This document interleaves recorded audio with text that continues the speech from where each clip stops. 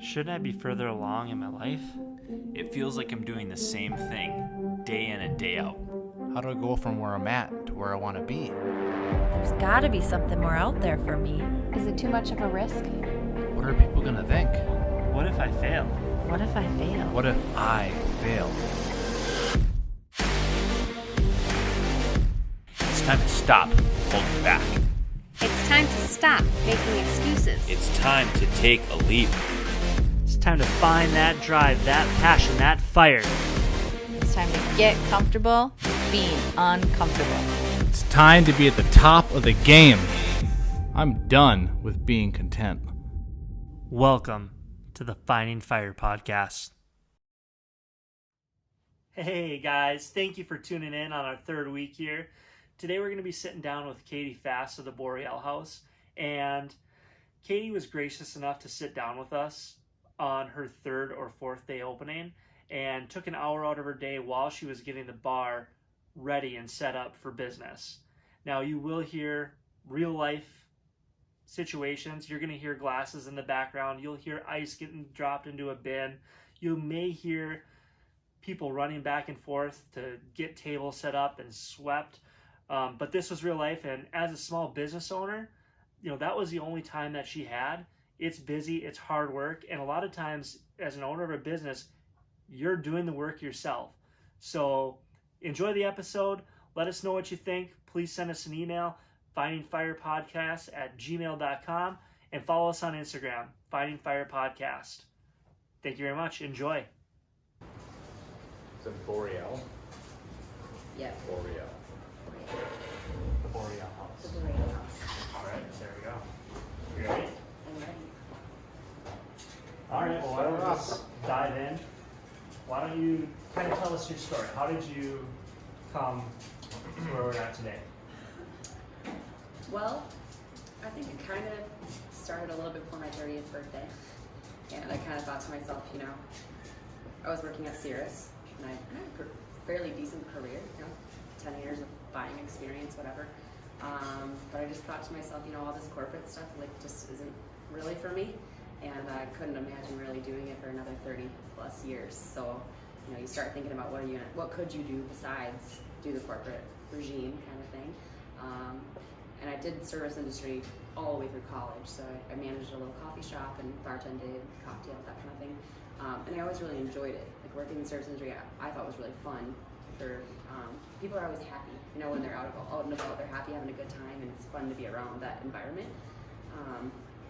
So when you get to start thinking about it, it takes a lot to do this, So and a lot of it has to do with money, unfortunately. And banks aren't super happy to give a less than 30-year-old money.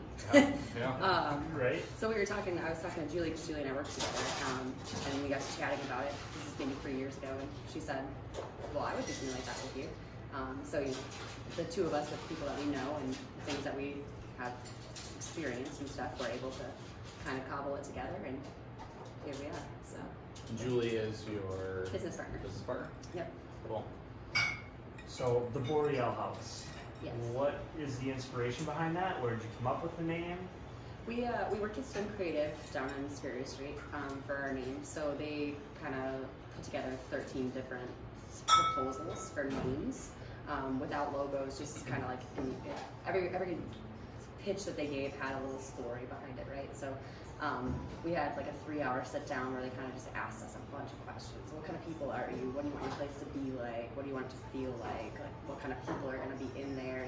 So we answered all these questions, and they came up with all these names. And when they pitched this one, I actually clapped, because I was like, I love it, So, and then when we hit the name, then they started the logo process. So we went through and we kind of came up with the green and the walls, because one of the logos had a pine tree behind it. And I wasn't super thrilled about the pine tree itself, but I was like, I love the color, So then we kind of went down that path of, okay, we're gonna do this color, mix the pine trees, and then we, there was probably 40 different submissions for different fonts and labels or logos and whatever. It was really fun. It was a fun process. So. Cool. Okay. Well, just out of curiosity, I'm gonna dive in a little deeper on that one. Yeah. What was their pitch? What's How did they pitch the Boreal house? So they gave us the definition of Boreal, so that means it means of the north. And I liked that because it was like you can do a lot with the decor for it. You can do a lot with like the Minnesota Nice thing. You know, I thought that was kind of a fun little pitch, a little direction to go with that. So I thought it was a fun all around. You know, you can do a lot of things with it. So we like that one. And then one of their pitch things was the only bar that your ass isn't stick to the bar stool. Because they were like, you guys are kind of smart assy, but also like a little bit classy, like whatever. So I thought that was kind of funny. Sweet. Yeah. It's a unique setup in here. It's small. Mm-hmm. Even our first time in here was last week, but I drove past it prior to that, and I was like, "Oh, this is small. It must be bigger on the inside." Yeah. You come in, but it's small, but it doesn't feel like Yeah. you're on top of each other, kind of thing. Yeah, I had a few people when we chose this building. I had a few people say, "Oh, it's too small. They're never going to make it. It's too small in there." But I think that's kind of the cool part about it. You know, like there's a lot of places in town to go, but a lot of them are really big, and so it feels less personal, right? Yeah. Whereas here, you get 15 people in here, and it feels pretty busy. Yeah. You know, kind of hopping. So Yeah. I think that's the cool part about it, that it's not huge. And that was intentional on your Yeah, part? I mean, because Julie and I are first-time business owners, so like having a huge place is scary. I mean, having a little place is scary, right? Yeah. So at least this is manageable, and between the three of us, like Eli helps out, and we can kind of manage it between the three of us, where we don't have to be so crazy, you know. Yeah. You know, we have a very small staff. We only have 3 people that work for us. That's it. And, Wow. and that's manageable. Like we're not like 3 on staff. You said Yeah. 3 on staff. yeah. So that includes bartenders as well? or- Yes, I have 3 bartenders. That's it. Okay. Yeah, and then the rest of us is just free labor. Well, yeah, we were cooking nachos and perfect fishes, and Yeah, oh. yeah. So How was that transition of Matt and I were talking about this before, of that 9 to 5, like you structured, right? It's 9 to Yeah. 5. You have this set income, and now it's your hours are whenever yeah. late, Well, early. so I still work. I work contract from my house. So and then I work part time for a real estate company as well. So I have 3 jobs right now. So there's really not a normal anymore. It's kind of chaotic and whatever. But I think you're doing it for yourself. So like being here doesn't feel like a job to me. It feels like it's like our livelihood. This is like I used to have like a 401k and whatever else. This is it now. So Yeah. like you feel like you want to be here and you want to make sure everything's great and whatever because it's your future. This is your passion, your fire. This Exactly. is what's Yeah. driving. So it doesn't. Even though I'm like coming in and I take no money from here yet. Like this is all for free, whatever. But it's fun. I like it. So it's like I do those other things to make sure we can pay our bills and whatever else. But hopefully at some point I don't have to do all those anymore. But at this point it works. We're doing it. So at what point have you decided when the Boreal House becomes this huge name? At what point are you going to walk away from your 9 to 5? Do you have an idea in your head on where you want to be?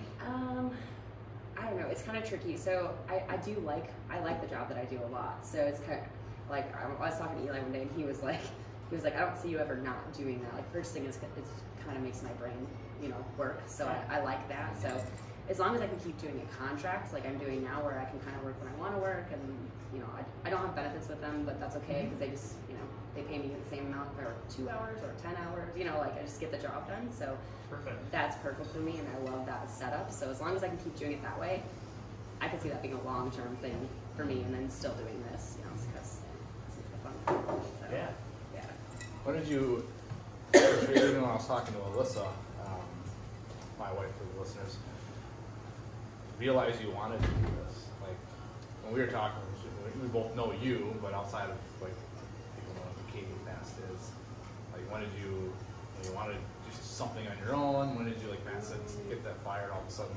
I think Maybe it wasn't all of a sudden, but. it kind of was all of a sudden, so I've been doing, prior, always worked for a corporation, really, like big companies, Altec, and I worked for Cedars, and I worked for Maurice's Corporate, so Yeah. really big companies. And I always kind of thought, like, this is my thing, and I always did well. I mean, I did, I mean, sound conceited, whatever, I did well. I had good careers and whatever, but I just got to the point where when you get, the corporations are good for some people, and for some people they're not. So for me, it was the chain of command, right? Like, so I'm a doer. Like, I want to get stuff done. I don't want to talk about doing stuff. Let's just do it. Yeah. And I got to the point where I was like, when you're working for a corporation, you have to go through 17 levels of superiors to get one thing done. By the time you even get to the approval point, you're already on to a new goal, and it's like, it drove me crazy. Yeah. So that's where I got frustrated, and I thought, you know, I'm not doing this. I'm not doing this for another 35 years. So I got to figure out something, and here we are. Yeah. That's awesome. And that's kind of similar to, you know, why we started this podcast too. Like both of us working 9 to 5. Not that we didn't like the jobs that we're doing currently today, but I don't know, just not content, more or less. Like needed something more. And Right. I would say we're both, you know, corporate world, very successful as well. So that's Yeah. cool to see you take the jump. It's a leap. Yeah. And I mean, that's kind of the thing is like, you can talk about it forever, but until you just jump off the edge and try it, like it's pretty scary, but it's fun. I mean, at least you get to be kind of in control of your destiny. And my thing was, you know, like when you're working for the corporation, they get to tell you what to do. So if it's wrong, you can basically be like, well, that's what they told me to do. So sorry, it sucks, right? This is, if it sucks, it's because you suck. But I mean, right? So if it's bad, it's your own fault, and you're the only one who can fix it, right? So I guess I like that. It's kind of like, you know, my favorite sport in high school was track, because there's no politics of it. You either run fast or you don't, Yeah. right? Like Right. there's no, oh, you know, this person's better than that person because I think whatever. No, it's a time. That's it. You can't, right? Yeah. And that's Yep. similar to this. It's like, if you suck, you suck. There's no blaming it on anybody else. You gotta fix it, you know? So Yeah. I think that's the fun part about it for me is like, if something isn't going right, we get the power to fix it. We get the power to, without having to go through 17 levels of command to do Yep. that. Right. So, You're the one behind the wheel. right, So when you took the leap and you decided, all right, I'm gonna jump, we're gonna do this. yeah. How long from, you know, conception to reality? Probably, it took us probably 2.5, 3 years. We Oh, looked wow. at a lot of buildings before this one. Okay. So, and we even like gave up in the middle, where it was like, we can't find a place, we're not gonna do this, you know, whatever, shoot, darn it. And you feel a little sad, you know, like, Yeah. and then this place came on the market, and I sent it to Julie, and I was like, that's it, it's that, this is the place, we gotta go look at it. We looked at it and made an offer like the next week, so. It's the way this place is angled too. Like it's not just angled certainly where it looks a lot busier. It doesn't feel Right. like you're West Louis, even the West Louis Lincoln Park is super up and coming right Right. now. But when we were in here the other night on the Tuesday or Wednesday night, and you look out, when it's the summertime, people will be on the patio, Yep. cars are driving by, it almost has an uptown. I mean, Yeah. tons of traffic here. I mean, look at all these cars now. Right. Yeah. The antique place gets hundreds of people per day. I mean, if you just sit here and watch people go in and out, you're like, holy cow, she's lots of business over there. Wow. Yeah, I mean, there's lots of traffic here, so I think, and people still don't even know we're here yet. So people come in, they're like, oh, I didn't know you guys were here, you know, so. Like this morning, who was that? Was it just somebody? He said he works at Super One Liquor and he rides the bus. Oh, And he just wanted to stop in and see it. And he said he'd stop over after his shift, so. That's very cool. Yeah, yeah. Lots of bus riders. And we even get like some of the customers we have come in at nighttime on weekdays. They work at Luso's Cafe, okay. and they come over here, have a couple beers, and then take the bus home. Cool. You know, so I mean, I think we have a super wide variety of customers, and that's kind of really cool. I think. Mhm. So. How was it? We touched on this a little bit when we were talking off the podcast, but how was it working with the city and like the community and the different breweries and bars in the area? Were they pretty helpful? Is it more of a competition? Is it? I think we had a mix. So I think there's a lot of really supportive people. The first person I ever talked to was Josh from Sir Ben's. And we were Okay. sitting having a beer, and we just mentioned to him we were doing this, and he wrote his name down and his phone number and his email and said, whatever questions you have, you let me know. Like that's super nice, right? Because Yeah. that's somebody, he has a great business there, so Yeah. it's great to have somebody that has something going like he has and Mhm. saying, I'll help you with whatever you need. Our distributors have been awesome. Burst has been great. Johnson Brothers has been great. Everybody's been really helpful in like selecting which beers we were going to put on the tap. That was a big decision for what you're going to put on, and they were really helpful with which beers and which liquors we were going to choose. And the cocktail menu, Johnson came in and we mixed up a bunch of stuff and tried it, and it seems to be everyone's really liking it. So that's fun, and they obviously played a very big part in that. The city was actually good. I mean, people say there's politics, right? And there's rules, and we maybe don't agree with all the rules, but we got a $50,000 loan through the city, for being in the 55807 zip code, so Sure. that was awesome, and that's part of that's forgivable if you create full-time positions. So, you know, over the term of the loan, we can get up to half of it forgiven if Super cool. if we create jobs. So that's cool. That Minnesota Health Department's less easy to work with, but There you go. that's the rules. Yeah. So, you know. Town regulations. Yeah.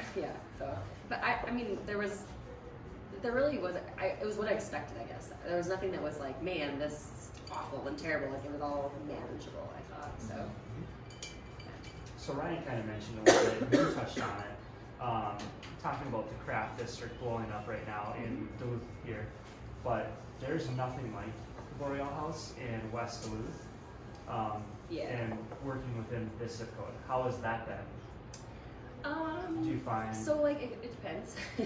I'm super honest. So, Yeah, so perfect. you're gonna I get love you're gonna get the real story. We want the authentic. Katie. So like Joanne from the antique store has been super nice. Anna Bailey from Bailey Builds, super nice. Lowell Designs, welcome to the neighborhood. The bookstore over here sent us a little Facebook shout out, right? Jason from Wusso's comes in for a beer about 3 days a week. Like, just really supportive. Yeah. Then you have the ones over here that are less supportive, and that We won't drop names. it's too bad, but I think they're gonna come around. Like, you know, there's really no competition. It's not. We don't have the same clientele. Yeah. Yeah. It's different. We carry different beers. We carry different liquor. It's totally different feel, right? Yeah. So I think that in time they're gonna realize that it's not.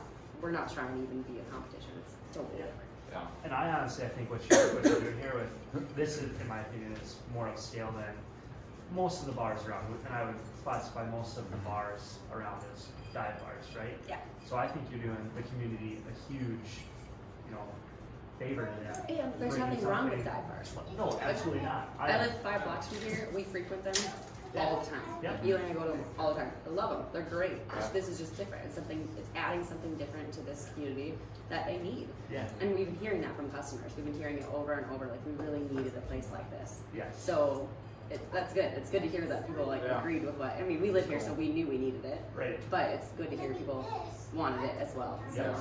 yeah. And I really think, like, when you talk about the craft district, I really believe that this little stretch here in 10 years is going to look just like that. Maybe 5 even. It won't even take that long. Yeah. I think it's going to look just like that. It's going to have little shops and Yeah. restaurants, and it's Yeah. going to be cool. Even now, it was the furniture store just down the street.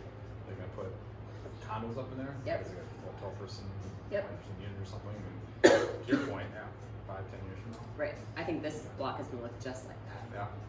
So, So what are you hoping to see in the next 3 years? Let's say short-term goals for the Boreal House. Where do you want to see this go? And then, let's say long-term, any plans for expansion? What are your hopes and dreams? yeah, it's like the news was here one day and they said, what's your goal for 1 year from now? What do you hope people are saying about the Boreal House? And I said, I hope people are still as excited 1 year from now as they are today. Like, people come in here and they're happy and they're excited and like just pumped up that they have this place. So I hope that it continues. I hope that the service is good and they like the food and they like the drinks and the bartender. I mean, we have great bartenders here. They make conversation, they're fun, they're happy, you know. So I hope that people are still saying that. And then as far as expansion, I don't know. We talked about maybe like trying to do something on Lakeside, which would be kind of cool. Yeah. Because there's really nothing up Nothing really there. out there, no. But also, like, I think we have us three have some pretty cool ideas for other stuff that maybe wouldn't be like a Boreal House duplicate, but a different business. So I've got some pretty cool ideas that I don't want anyone to steal, so I'm not gonna Yep. Perfect. Yeah, this is a type of atmosphere. It's almost like you can start your night here. You can come for a little appetizer, Right. or on the way home you have a nightcap. We kind of have both. So people come here before dinner, they'll have a couple drinks and go to dinner, or people come here after dinner, you know, whatever. The show, like they do shows at the North Shore or at the West Theater. I mean, Yeah. people coming after that, before that, Yeah. whatever. So I mean, yeah, I think there's some really cool stuff going on in this neighborhood. So I think that it's just gonna keep growing. It's gonna be Yeah. awesome. I think. So you mentioned the West Theater here. Yeah. Thinking of them and maybe some of the other businesses around, are you thinking of doing any sort of like collaboration with? Yeah, so he was in here the other night actually, and Julie talked to him about where he said he's not very techy, so we got to figure out how to do it. But I'd love to put our logo on the back of their tickets, and then do a, like, if you go to a movie there or show whatever, come bring a ticket for $1 off or whatever. I think it would be really fun to just collaborate and. I mean, it's cool to have a movie theater in your neighborhood. Right. That's really neat. So we did a really good job restoring it. It looks really good in there. So that'd be fun. So he was super into it. So we got their own techie side of it. But. How are you? Kind of backtracking a little bit. How are you feeling like now? Like what's so from when you first said I'm doing this, and then with the investment and the research, and you had your grand opening, and now you're open. I think still working your 9 to 5, but with this, like, for those that are thinking about doing their own thing or have just started their own thing and you're kind of in the beginning stages still, I guess? Like, I'm feeling cloud 9.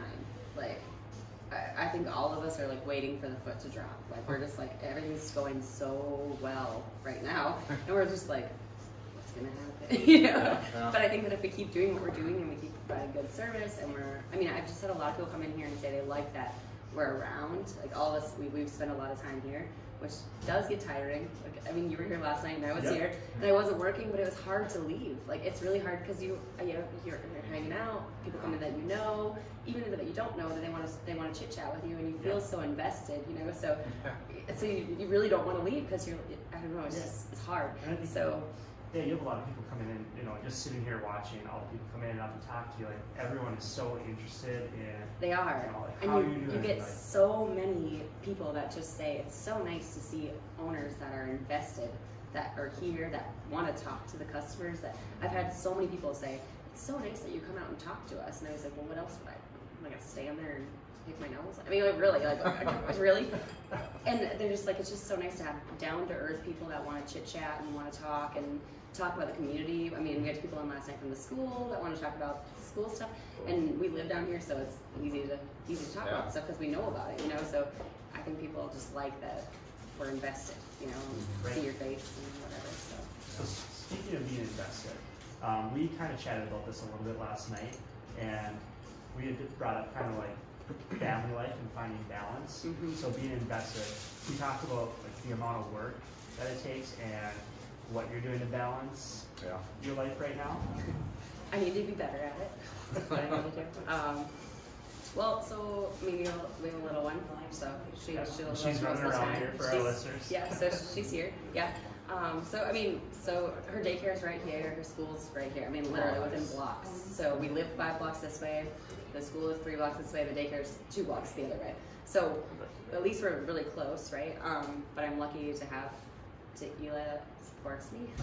So like last night he took Olivia home, got her bed and all that, and I stayed here. So I think the balance part is just like you have to have a good partner that supports you, and and we knew when we started this it was going to be hard for the first little bit where you have to be here and whatever else, but I think it's going to level out eventually, and then we'll find a new normal, So yeah. But right now it's a lot of work, but I feel good about it, So like Thursday night I was here till I don't know 11:45.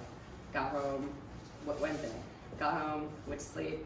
Got up, took her to school, went to my other job, worked, came here, started over again, right? So like you do get tired, but at the same time, it's when you come here, it's fun to see people enjoying it, and you feel, I don't know, like accomplished, sort of like. I'd say a part of you now, right? It's like you feel like it's a part of you. It's not like when you come in here, I feel like as an owner, when you come in here and you see people having a good time and enjoying it, you feel like I did it. Or, like I'm still like waiting for the first bad. We have 5 out of 5 reviews on everything right now, so I'm like waiting for the first bad review because I'm like, obviously someone's gonna hate it, right? But everyone's happy so far, and it makes you feel good when people feel good, right? So. Do you have a plan for that first negative review?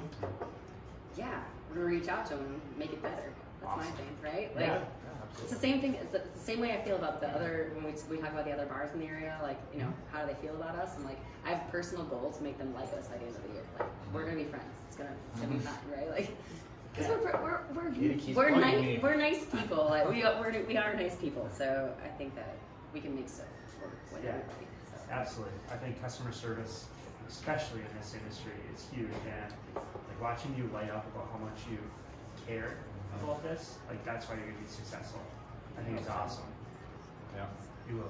I mean, I think it says a lot that all of us, look at it. I mean, everybody's here. Yeah. Thanks, Eli. Everybody gets up in the morning, the first thing you might want to do is like come here. I mean, the first thing Yeah. he said this morning, he's like, I'll go down and clean, it's not a big deal. Yeah. It's like, he's not getting paid. You rolled in, she But had it's- coloring books. Yeah, you just feel invested. Like none of us are getting paid. None of us are taking any money from this right now, Yeah. right? Yeah. Because we can't. We've been open for 2 weeks, Right. right? Yeah. So we just can't. We have to figure out how to find a groove on our, whatever. But we've been doing great with sales. But you gotta figure out how much money are you even making, right? Like Right. that's Yeah. so you Yeah. gotta figure it all out. And I think it says a lot that all of us are here already, even though we were here till late last night. Mm-hmm. Yeah. It's exciting. Right? Absolutely. Yeah, it says a lot. Like, not even thinking about that. It's, Yeah, how am I and gonna- I hope, like you said, I hope that a year from now, 5 years from now, that we're still this excited. I hope that we still like it this much, and Yeah. it's fun. Yeah. Still, that's the goal, right? If you're gonna open your business, you might as well love it and have fun with it, Right. and be here all the time and hang out and be cool. Yeah. I think the last question I have is this advice that you could give our listeners or anybody thinking about, even thinking about starting their own business and like just doing it, like just taking the leap, like you said, and doing it. What made you do it? For those that you can only read so many books, you can only go to so many seminars, you can listen to so many podcasts, you can do all these things, but We've done none of that, right? I think my advice would be talk to people that have done it. So I've had so many people that are business owners that have done it that I talked to that were super helpful. And that's like when you text me, it's like, oh, you're probably too busy to do this. And I'm like, no, someone helped me and I want to help other people. Like, so just talk to people who have done it. It's not going to be perfect. You're going to screw up something, right? I mean, there's been bumps along our road, whatever, but you get through them all. And I just think that the more you can learn from other people who have done this, that's the best way to do it, I think. And then at a certain point, you just got to do it. You can make all from a spreadsheet. So you can make all the spreadsheets with all the sales that you're going to do and have all the numbers. It's gonna be wrong. It's all a guess, right? Right. It seriously, when you're doing a business plan, it's all a guess. The whole thing is a guess. The bank doesn't care. They don't care. They don't. So you put it all together. You do the work. Talk to a lot of people. Get advocates. Get people that want to be invested with you. So like that's what our financing is actually for the building was actually private. We didn't go through a bank because the bank probably wouldn't have given us money. So we networked, and I hate that word networking, but we networked and we met people that were small business owners that wanted to invest in other small businesses, and he invested in us. Right? So you do that, and then you do things like 1200 fund, and you get $50,000 from the city to, it's a loan, you got to pay it back, but you do things to network and meet more people, and the more people you meet, the more they support your business, and it's, right? So it's all kind of a cycle that I just think people that's the answer. People is the Couldn't agree answer. more. I think one of the things that I've taken away from since we started this podcast, which has been not too long ago, you're our second interviewee, but the people that I've met, like talking about this, like people like genuinely want to help you and see you succeed. And already, like we have people calling us saying, "Hey, heard about your podcast. Can we be on it?" My sister's out in LA, and she's like, "Hey, told this guy, he's a former NFL player who owns a business now. Like he wants to help you guys out. So like when you guys are out here, you gotta bring all your stuff." And it's like, I feel like it's so cool. in the world that we're in now, it's so easy to think of the worst, but people are actually really good at heart. There's a few bad ones, right? That you hear about bad ones, but people in general are actually very good, and they want to help. And helping people makes you feel good. And there's a little bit. So that's it. Like, invest in people, invest in relationships, and it's gonna get you the furthest of anything. Yeah. So. I have one last one. Unless you got anything else. I'll just end it with how to contact you in the Boreal House, but you go first. All right. So for the people that haven't heard about this or haven't been here, what are some things that they should know? What kind of specials are you doing? And then how do people find you and buy cool sweatshirts and t-shirts and the whole We nine have yards. super nice merchandise, Heck so yeah. come buy Yeah. the t-shirts now. Super comfy. Really comfy, and Yeah. they wash great, so so social media, we've got Instagram and Facebook. It's at the Boho DLH on Facebook and Instagram. If you want to know, we have 16 taps, 14 are craft, 2 are domestics. We have tall boy cans for those that don't want the craft stuff. We've got that. We have a really nice cocktail menu, and if you know, what are the cocktail menu, nothing you like, our bartenders are awesome. So you just tell them, I like gin, make me a drink with gin. They're awesome. They do a really great job finding kind of what fits your profile. We'll be doing, the cocktail menu will probably be updated at least quarterly, if not more. We've only been open for 2 weeks, so I hate to update it. We have so many ideas, and it's hard. You have to kind of write them in because you want to start changing with the menu, the food menu. We want to change it already, or we're like, people haven't even been here yet. You can't change the food menu already. So we got cocktails, and then we also have, we call it the snack menu. We got nachos, chips and dip, Duluth Best Bread pretzels. And the nachos are kind of our thing, right? So we're gonna kind of do what like Seven West does with their burgers. We're gonna try to do like a nacho of the month type thing once we get flowing here, and then try it. So I have really cool ideas of beer, cheese, and brat nachos, porchetta, some really cool things. Maybe breakfast nachos at some point, eggs and stuff. Yeah. Your chicken nachos that I had last night, they're awesome. Right? They're bomb. Every single chip had something on it. It's my passion. You don't want nachos with no toppings. If there's a chip at the bottom of the pile, we failed. I told you last night. I said I'm about to put it on the website. If you find a chip with no toppings, you get your nachos for free or something. Because it's just it's just BS. Yeah. No one wants a chip with no toppings. Yeah. What the hell? I agree. So, but yeah, I really appreciate you guys coming. Awesome. Well, thanks for having us down. Thank you very much. That's where we're at. Cheers. Cheers. What a great conversation we had with Katie Fast. She dropped a lot of knowledge about what it's like of owning a business. After this podcast, we had another good conversation with her. So check that out. Go to our Instagram at Finding Fire Podcast and tune in to future podcasts on whatever platform that you listen to, Spotify, iTunes, etc. Thanks for listening and fire up!